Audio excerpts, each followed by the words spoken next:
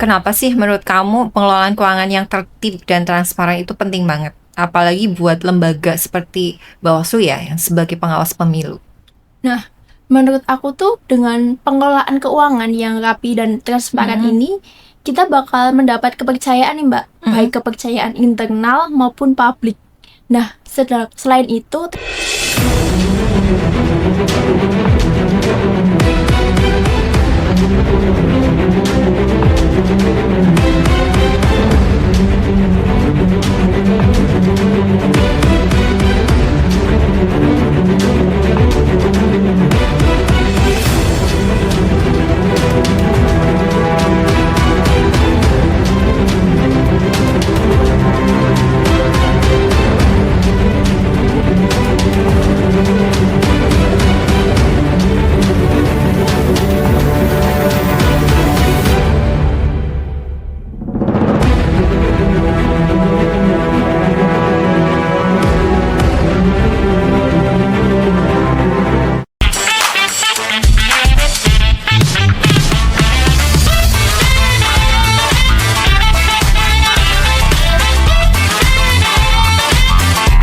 Halo sahabat Bawaslu, balik lagi di podcast Ngopi Pahit, ngobrol pemilu paling ngehits. Bersama saya Yuliana, semoga kalian dalam keadaan sehat dan tetap semangat.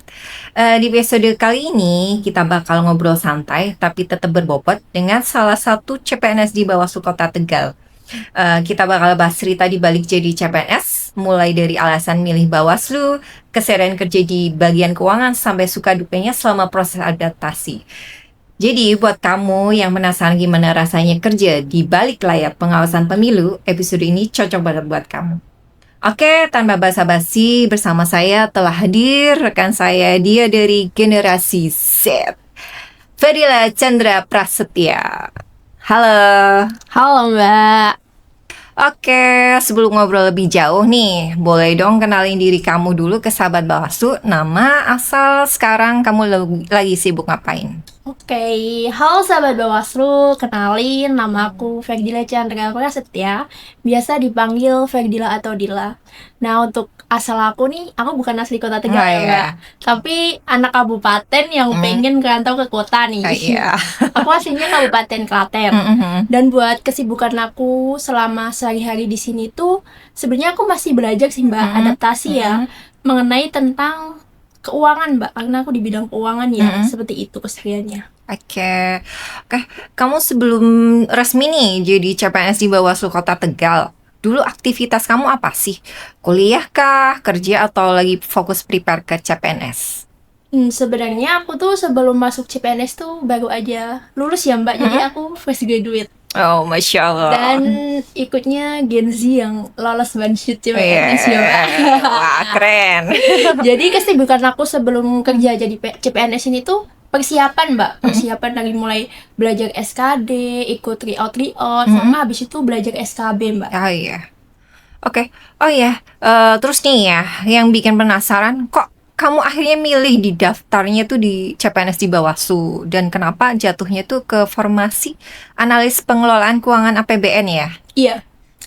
Sebenarnya tuh prodi aku tuh agak asing ya Mbak, karena baru kecil banget lah yang tahu. Jadi kan aku dari ilmu aktuaria ya Oh Mbak. ya. Nah, dan belajar aku itu mengenai ekonomi dan manajemen juga. Jadi bagian soshum lah. Terus cocok nih sama passion aku yang di keuangan. Nah, pembukaan kemarin tuh ada analis pengelolaan keuangan APBN. Nah, akhirnya aku ambil karena sesuai passion dan sesuai prodi aku juga. Terus kenapa sih aku ikut ke Bawaslu ya Mbak? Yeah. Sedangkan kemarin pas pembukaan kan emang dikit banget ya di formasi dari prodi aku. Nah, dan di Bawaslu itu kita bisa milih penempatan juga. Oh, Jadi gitu. aku udah bisa prepare nih kalau aku ke kota sini tuh gimana sih keadaan kotanya. Makanya aku ambil Bawaslu. Selain itu juga aku ingin mendukung kelancaran tugas Bawaslu melalui keuangan ini. Oke. Oh ya, ini biar pendengar kita kebayang nih ya. Coba ceritain versi santai kamu ya. Kerjaan kamu sehari-hari di Bawaslu itu ngapain aja sih? Oke Mbak, kalau untuk keseharian aku ya, aku pegang tentang penggajian CPNS maupun PNS, Mbak. Jadi mulai dari bikin gaji pokok, tunjangan kinerja, maupun uang makan nih. Iya. Nah, selain itu aku juga mengurus mengenai nota-nota, Mbak, buat pertanggungjawaban dalam bentuk SPJ dan nanti untuk revolving UP ya. Iya. Selain itu aku juga rekap pajak serta rekap juga perjalanan dinas, Mbak, untuk kesehariannya. Oke, keren ya. Dari semua tugas yang ada nih, bagian mana yang paling sering kamu pegang atau paling nyita waktu kamu? Nah, menurut aku tuh SPJ, Mbak. Oh, Tahu iya. kan ya SPJ yang banyak banget itu, Iya, Mbak. betul. Nah, itu tuh ada timeline-nya, Mbak, ternyata, Mbak.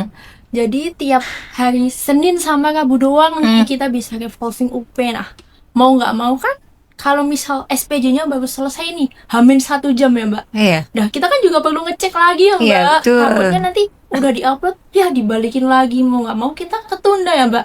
Nah, itu tuh beneran nyita waktu. Oke. Nah, kalau menurut kamu pribadi nih ya, Dil ya, sepenting apa sih peran bagian keuangan ini buat mendukung tugas pengawasan pemilu? Nah, menurut aku sendiri sih, peran keuangan nih sangat penting ya, Mbak, buat dukung pengawas pemilu. Nah, karena apa sih?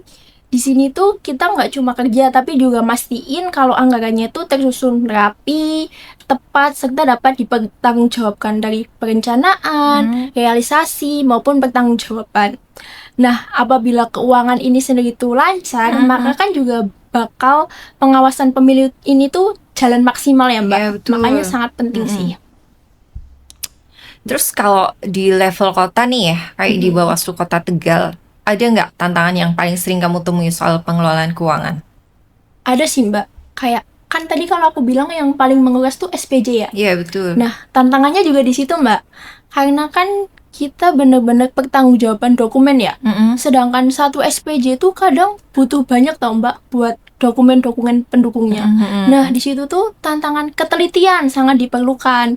Karena misal nanti ketinggalan satu dokumen aja nggak bisa, Mbak. Iya. Makanya sih itu nantangan juga. Tantang. Nah, terus selama jadi CPNS ya, sampai sekarang, kamu dari kapan sih jadi CPNS Bawaslu Kota Tegal nih? Juni, Mbak, 2025. Juni 2025, Iya. baru setengah tahun ya, Iya, setengah jangan tahun. segituan lah. Nah, selama jadi CPNS, itu momen apa yang paling bikin kamu mikir, oh ternyata jadi CPNS tuh kayak gini ya? Nah, biasanya kan kalau kita lihat di sosmed nih ya, Mbak, kan banyak yang bilang, di CPNS mah umbis lah ya. Nanti iya. paling cuma disuruh-suruh senior, inilah kamu fotokopi aja, inilah Iya. kamu gini. Nah, ternyata pas aku terjun di sini tuh kaget, Mbak.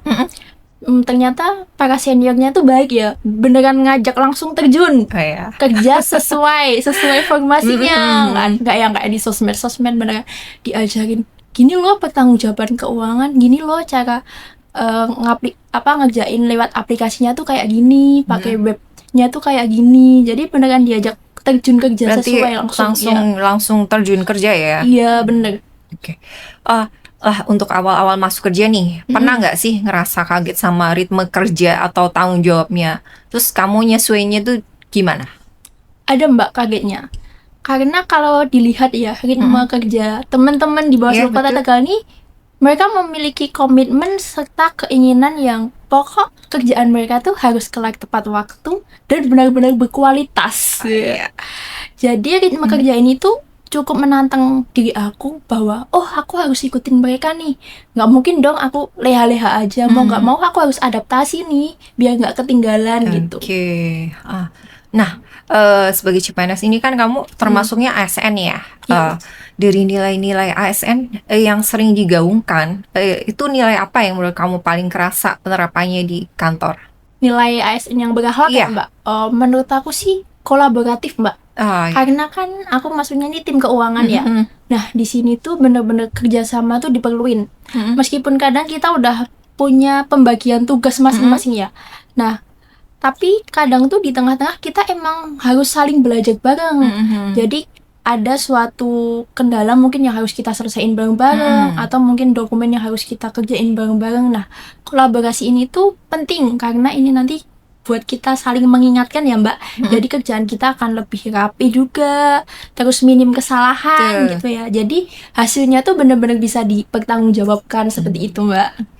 Nah, kalau keuangan ini kan ya cenderungnya kan identiknya dengan transparansi dan Iya, Mbak. akuntabilitas. Nah, kalau kita ngomongin soal transparansi nih, menurut kamu peran bagian keuangan di Bawaslu itu seperti apa? Kalau menurutku peran bagian keuangan di Bawaslu ini sangat penting ya Mbak dalam menjaga transparansi ini. Nah karena apa? Dimana keuangan ini tuh gak hanya mengelola anggaran, tapi kita harus mastiin nih bahwa penggunaan dana itu tuh jelas dan bisa dipertanggungjawabkan lah. Mulai dari perencanaannya gimana, pelaksanaan gimana, bahkan pelaporannya semua Yeah. juga harus terbuka pokoknya Mbak. Nah, kenapa sih menurut kamu pengelolaan keuangan yang tertib dan transparan itu penting banget? Apalagi buat lembaga seperti Bawaslu ya, yang sebagai pengawas pemilu.